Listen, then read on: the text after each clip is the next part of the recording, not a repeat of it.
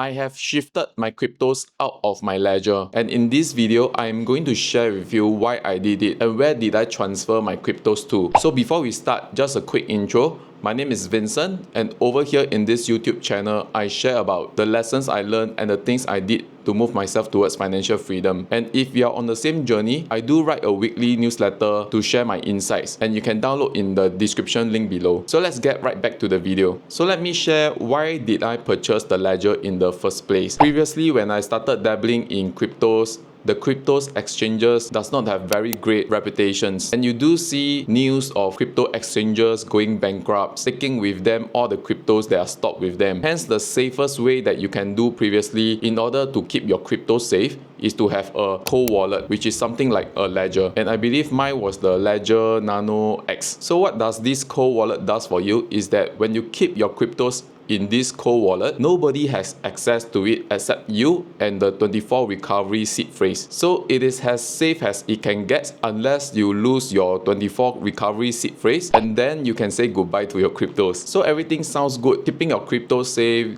getting the ledger in place, and then just don't worry about it. But I noticed there are some issues along the way. So if there are times when I wanted to take out my ledger and take a look on my account and I wanted to open up the hardware, there are always firmware updates that I need to do, and sometimes the software updates that are needed and the firmware updates, it becomes an issue. Just like yesterday, I was trying to update the firmware, and there were scenarios that the updating of the firmware just keep on showing the loading screen. So imagine if you have money in your bank account and your bank account app does not work, and loading screen showing, lagging, and you have to update your firmware every now and then, it suddenly becomes a hassle. And I went to the Reddit thread and I saw people who has their screen cracked and the button spoiled, and when they want to retrieve their cryptos, it becomes a problem because the hardware does not function. But first of all, to clarify, they did not lose any of their cryptos because the cryptos are still safe in the cold wallet. However, there is an extra step of you have to replace your hardware, getting a 24 recovery seed phrase out again to retrieve all your cryptos data back. And then this thought came to my head, which I thought, doesn't it seem like there's a hardware risk, not the risk of having all your cryptos being disappeared unless you lose your recovery phrase, but more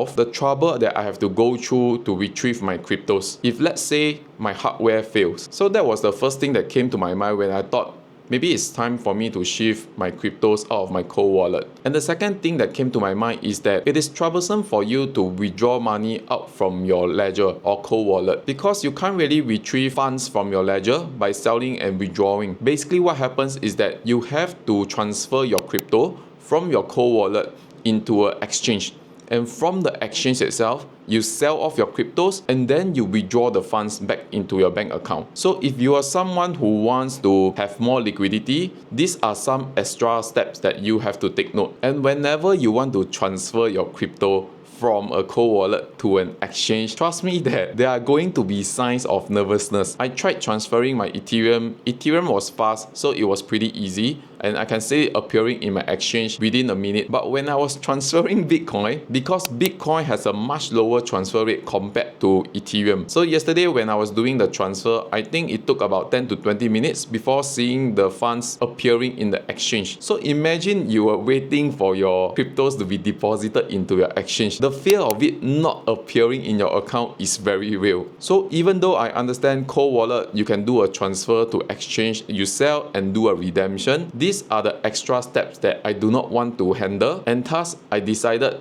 to move my cryptos out of my ledger account. So I did manage to shift all my cryptos out of my ledger yesterday successfully. Ethereum was fast, Bitcoin took quite a bit of time, and I did shifted it to an exchange, and previously the exchange that I used was Gemini and crypto.com. However, this time around, I did not decide to keep my cryptos in these exchanges, even though these exchanges give you the convenience of withdrawing your funds at any point of time. So where did I shifted these cryptos to? I actually shifted them to my brokerage account because my intention right now is to use these cryptos to buy into cryptos ETF. The reason why I did it is, as of now, the cryptos ETF such as IBIT or ETHA, these are exchange traded funds that are holding cryptos such as Bitcoins or Ethereum. Buying into them give me the peace of mind, knowing that my funds are there, I do not have to deal with the hassle of storage of the cryptos or worrying about whether the crypto exchange will go bust. And since I trade in my brokerage account,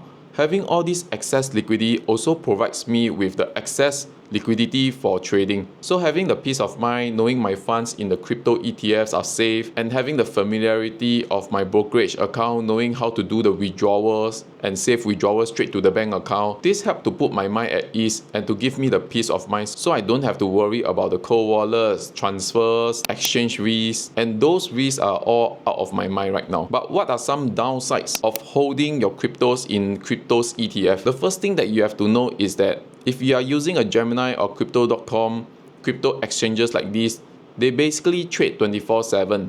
Meaning if you want to buy and sell at any point of time, you can do that. But however, if you are buying into a crypto ETF like IBIT or ETHA, basically what happens is that you can only trade on the weekdays, which is Monday to Friday. So if you want to sell your cryptos during the weekend, it's not possible. You have to wait for the weekdays. And I believe that you also have a layer of exchange rate risk, because when you are trying to invest in IBIT or ETHA, these are US dollar listed ETF. So what happened is I'm based in Singapore. I use Sing dollar for most of my transactions. So if I were to buy IBIT or ETHA, I have to transfer my Sing dollar into US dollars, and from US dollar then purchase the crypto ETF. But if I were to use the crypto exchanges to purchase a Bitcoin, I can use Sing dollar to buy straight into Bitcoin. So using crypto ETF to do the investment for your cryptos, there's one more layer of exchange for Singaporeans like me. So this is something that you have to take note. So I hope you got some new insights from this video. And if you love to have more insights like this being shared to you, do hit on the like and subscribe button so that more videos like this can be recommended to you. And I'll see you in the next video.